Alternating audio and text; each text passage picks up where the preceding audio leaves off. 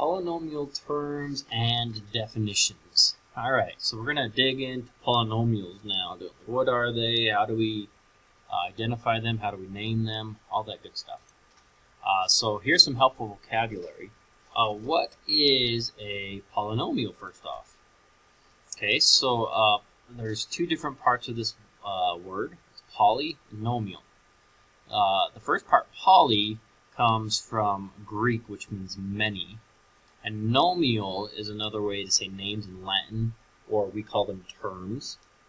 So a polynomial is a math expression with many terms. Okay? You've seen these before. Maybe you just haven't had them. You haven't called them polynomials. So like x squared plus 4, 3x plus 2. All these are known as polynomials.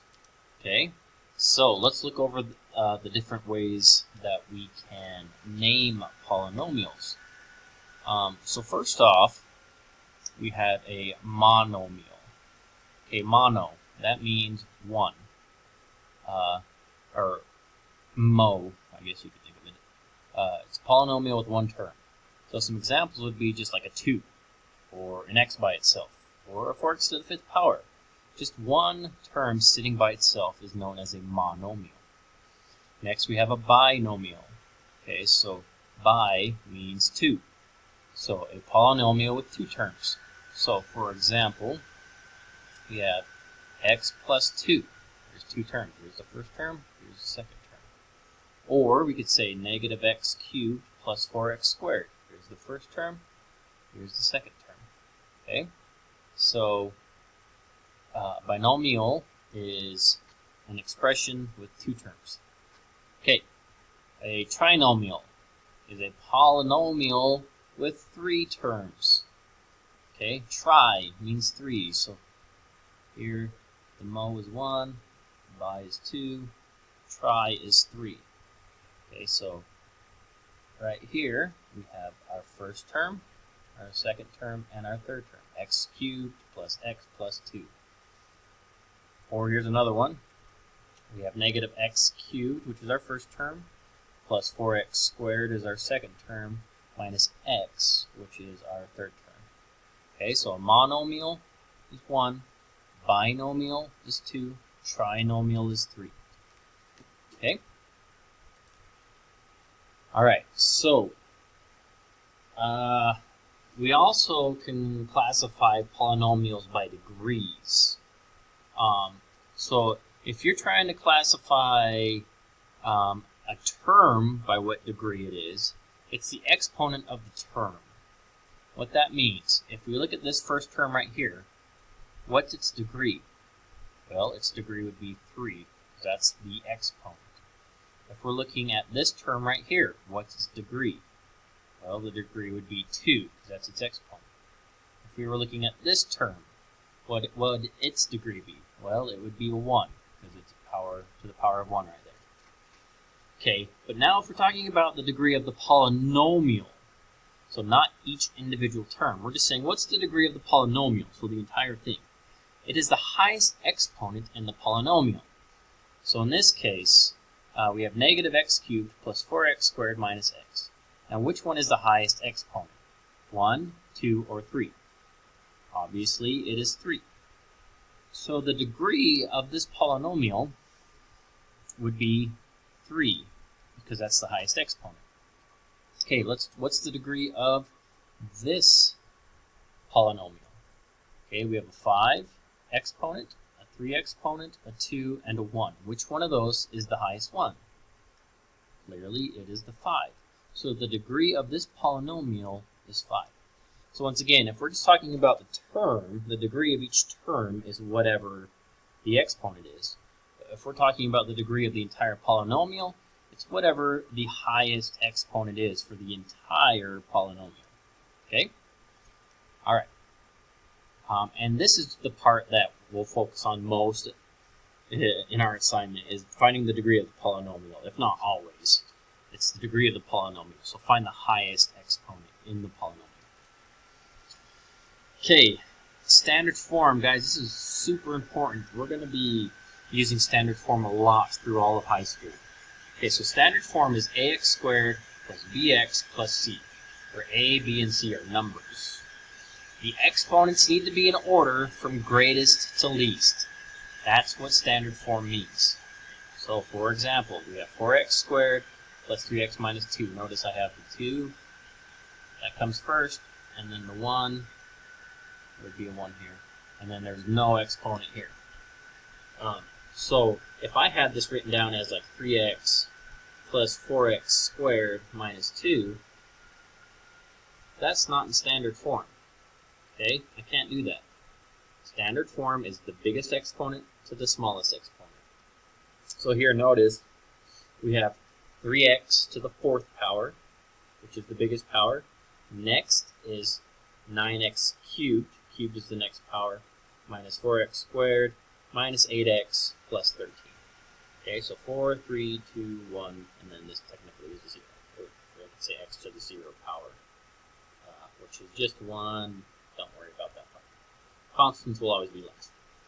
Okay, so it's always greatest exponent to the smallest exponent, greatest to least. That's how we do standard form. Let's do some examples. Okay, this is in standard form. Now let's go ahead and classify which polynomial this is. Well, how many terms are there? There are 1, 2 terms. Therefore, we know that this is a binomial. All right. Well, what degree does this have? Well, what's the highest degree? What's the highest exponent? It is a 2. So whenever we have a 2 as the highest exponent, we're going to call this a quadratic binomial. Okay. So next, how many terms do I have? 1, 2. So once again, I have a binomial. Okay, and what's my highest exponent? It's a 1. If we ever have a 1 as our higher exponent, we call that a linear. So here we have a linear binomial. Actually, let's go over that real quick. I think I failed to put that in these notes.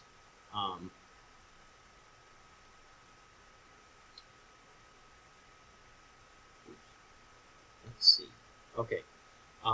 If your highest degree is 1, it's going to be linear. Okay. If your highest degree is 2, it is known as a quadratic. If your highest degree is 3, it is known as a cubic. And then anything at past that. So a 4, we're just going to call it a 4th degree. If your highest exponent is 5, we'll just call it the 5th degree. And anything higher than 4, so if it was 20, we would just call it the 20th degree. And we'll look at a couple examples of those. Sorry, I forgot to mention that. I should have put that right here when we were talking about degrees. Okay, so if it's 1, it's linear, 2 is quadratic, 3 is cubic, 4 is 4th degree, and so on after that. So if we go back to this one, all right, so let's see, how many terms do I have? 1, 2, 3. 3 terms, which means I have a trinomial. Okay, what's the highest exponent? It is a 3. So what do we call a degree that has 3? We call it a cubic. So here we have a cubic trinomial. All right, let's go on to the example 4. Here, how many terms do we have? We have 3. So once again, we have a trinomial. What's the highest degree? Highest degree is 4. So what do we say here? Here we're just going to say 4th degree. There's no special name that we're going to use. So we're going to say a 4th degree trinomial. Okay, that's how we name it. Okay, let's see. Here, how many terms do I have? I only have 1. What do we call that? We call that a monomial. So there's only one term. And what is the highest degree? It is 5. If we have a 5, it is just going to be known as the 5th degree. Okay, so we're just going to say, name this a 5th degree monomial. Alright, and then last,